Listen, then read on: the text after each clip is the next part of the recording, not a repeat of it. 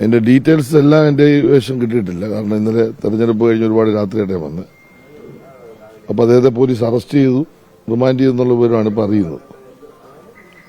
അപ്പോ ഒരു പരാതി അദ്ദേഹത്തിനെതിരെ സൈറ്റിൽ വെച്ചുണ്ടായ സംഭവവുമായി ബന്ധപ്പെട്ടാണ് ഇപ്പോൾ ലഭിച്ചിട്ടുള്ളതെന്ന് ഞാൻ മനസ്സിലാക്കുന്നത്. അപ്പോൾ ആ പരാതിയിൽ മൊഴി രേഖപ്പെടുത്തിയാണല്ലോ നടപടി തുടരുന്നത്.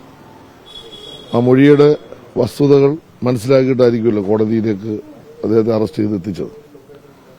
അപ്പോൾ കോടതി ഇത് പരിശോധിച്ച് അതിലെന്തെങ്കിലും വസ്തുതയുണ്ടോ എന്ന ധാരണയുടെ ഭാഗമായിട്ടായിരിക്കുമല്ലോ റിമാൻഡ് ചെയ്തേക്കുന്നത്.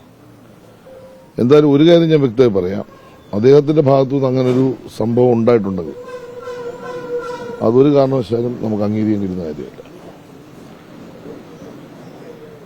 നമ്മൾ ഇപ്പോൾ ഒരു സിനിമാ നയം കേരളത്തിൽ കൊണ്ടുവന്നു, ക്യാബിനറ്റ് അംഗീകരിച്ചു.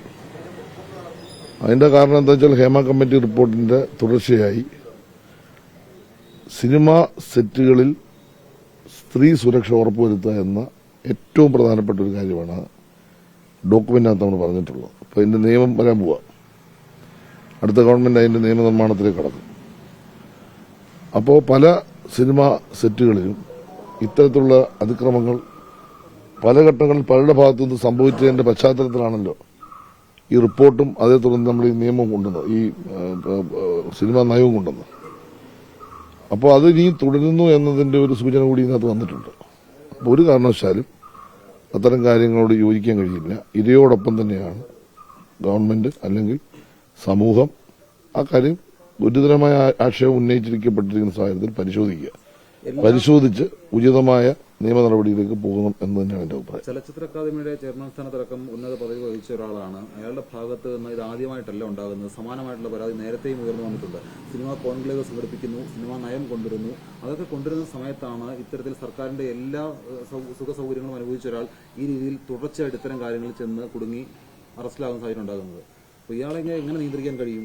അതൊക്കെ പിന്നെ ആ സംഭവം വന്നതിന് ശേഷം അത് ആ മേഖലയിൽ നിന്ന് ഒഴിഞ്ഞുപോയി. ഇപ്പൊ നമ്മളിപ്പോ ഏതെങ്കിലും ഒരു സ്ഥാനത്തേക്ക് ഒരാളിനെ എടുക്കുമ്പോൾ അതവരുടെ ആ രംഗത്തുള്ള കഴിവാണ് പരിശോധിക്കുന്നത്. മറ്റു കഴിവുകൾ എന്താണെന്നുള്ളത് നമ്മുടെ മുമ്പിൽ ഇല്ലല്ലോ. ഇപ്പോൾ സിനിമാ രംഗത്ത് അദ്ദേഹം ശ്രദ്ധേയമായ തരത്തിൽ പ്രവർത്തിച്ചിട്ടുള്ള ആളായിരുന്ന നിലയിലും അദ്ദേഹത്തിന് ചലച്ചിത്ര അക്കാദമിയെ നന്നായി മുന്നോട്ട് കൊണ്ടുപോകാൻ കഴിയുമെന്ന പ്രതീക്ഷയിലാണല്ലോ ഞങ്ങൾ അദ്ദേഹത്തെ ചെയർമാനാക്കിയത്. അത് നന്നായി അദ്ദേഹം ചെയ്യുകയും ചെയ്തു. നമ്മൾ വസ്തുതകൾ പറയുമ്പോൾ വസ്തുത പറയണം. നന്നായി ചലച്ചിത്ര അക്കാദമിയുടെ പ്രവർത്തനങ്ങളെ മുന്നോട്ട് കൊണ്ടുപോയി. പക്ഷെ ഒരു ഘട്ടത്തിലാണ് ഈ സംഭവം വരുന്നത്. അപ്പോൾ സ്വാഭാവികമായിട്ട് അതേ ഒഴിഞ്ഞുപോയി. വീണ്ടും അത്തരം സംഭവങ്ങൾ ആവർത്തിക്കുന്നു എന്ന് പറയുമ്പോൾ അത് ഗൗരവമായ കാര്യം തന്നെയാണ് ഞാൻ കാണുന്നത്. അപ്പോൾ അങ്ങനെ ഒരാള് ഇപ്പോൾ ഏതെങ്കിലും മേഖല പ്രവർത്തിക്കുന്നവർ ഇത്തരം കാര്യങ്ങളിൽ പോയി വെട്ടിൽ വീണാൽ അല്ലെങ്കിൽ തെറ്റായ കാര്യങ്ങൾ ചെയ്താൽ അതെല്ലാം ആ സ്ഥാപനത്തിന്റെ ചുവലിലേക്ക് വെക്കേണ്ട കാര്യമില്ല. അങ്ങനെയാണെങ്കിൽ രാഷ്ട്രീയ രംഗത്തും സാംസ്കാരിക രംഗത്തും സാഹിത്യ രംഗത്തൊക്കെ പെട്ട ഒരുപാട് ആളുകൾ, മതരംഗത്തൊക്കെ പെട്ട ധാരാളം ആളുകൾ ഇത്തരം കാര്യങ്ങളിൽ പോയി വീണിട്ടുണ്ടല്ലോ. അതിനെ ആ രൂപത്തിൽ വ്യക്തിപരമായി കണ്ടാൽ മതി. അതിനൊന്നും നമ്മുടെ പൊതു പിന്നെ ഭരണപരമായ കാര്യങ്ങളിലേക്ക് അതിനെ നമ്മൾ കൊണ്ടുവരേണ്ട കാര്യമില്ല. ആദ്യം ഒരു ബംഗാളി നടിയായിരുന്നു പരാതിക്കാരി, പിന്നീട് ഒരു പ്രകൃതി വിരുദ്ധ പീഡനത്തിന്റെ അത്തരത്തിലുള്ള പരാതിയായിരുന്നു രണ്ടാമത് വന്നപ്പോൾ ആദ്യഘട്ടങ്ങളിൽ സംരക്ഷിക്കാൻ ആളുണ്ട് എന്നതുകൊണ്ടല്ലേ വീണ്ടും അത് ആവർത്തിക്കപ്പെടുന്നു എന്നുള്ള ഒരു വലിയ ചോദ്യം മുന്നിലുണ്ട്. ഇല്ല, ഒരിക്കലില്ല. അദ്ദേഹത്തെ പറ്റി ആക്ഷേപം വന്നപ്പോൾ തന്നെ നടപടിക്രമങ്ങൾ അനുസരിച്ച് നിയമപരമായ നടപടികളെല്ലാം സ്വീകരിച്ചു. അത് ഒഴിവാക്കപ്പെടുകയും ചെയ്തു. ഒരു സംരക്ഷണവും സംസ്ഥാന ഗവൺമെന്റിന്റെ ഭാഗത്തുനിന്ന്, പോലീസിന്റെ ഭാഗത്തുനിന്നോ സാംസ്കാരിക വകുപ്പിന്റെ ഭാഗത്തുനിന്നോ ഉണ്ടായിട്ടില്ല.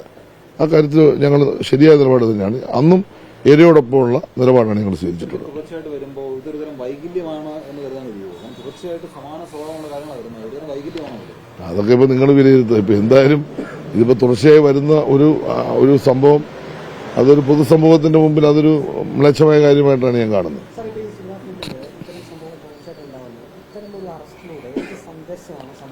അല്ല, ഗവൺമെന്റിനെ സംബന്ധിച്ചിടത്തോളം ഇത്തരം ആക്ഷേപങ്ങൾ വന്നു കഴിഞ്ഞാൽ നിയമ നടപടി സ്വീകരിക്കുക, ഏത് ഉന്നതനാന്തരം നിയമ നടപടി സ്വീകരിക്കുക, അതാണല്ലോ ഗവൺമെന്റ് നേരത്തെ തന്നെ വ്യക്തമാക്കിയിട്ടുള്ളത്. അത് ആരെവിടെ എങ്ങനെയെന്നുള്ള ചോദ്യം ഗവൺമെന്റിന് മുമ്പിലില്ല. ഇപ്പൊ ഈ കാര്യത്തിൽ ഒരു ആക്ഷേപം വന്നിരിക്കുന്നു, അത് സംബന്ധിച്ച് പോലീസ് അന്വേഷിക്കുന്നു. അന്വേഷണത്തിൽ എന്തെങ്കിലും വസ്തുതയുണ്ടെന്നുള്ളതുകൊണ്ടാണ് അറസ്റ്റ് ചെയ്തത്. അപ്പോൾ സ്വാഭാവികമായിട്ടും അന്വേഷണം തുടർന്നതിന് ശേഷം അദ്ദേഹം കുറ്റക്കാരനാണെങ്കിൽ നടപടിക്ക് വിധേയമാകട്ടെ. അത് സ്റ്റാൻഡ് തന്നെ സർക്കാർ. ആരുടെയും സംരക്ഷണം ആർക്കും ഉണ്ടാകത്തില്ല.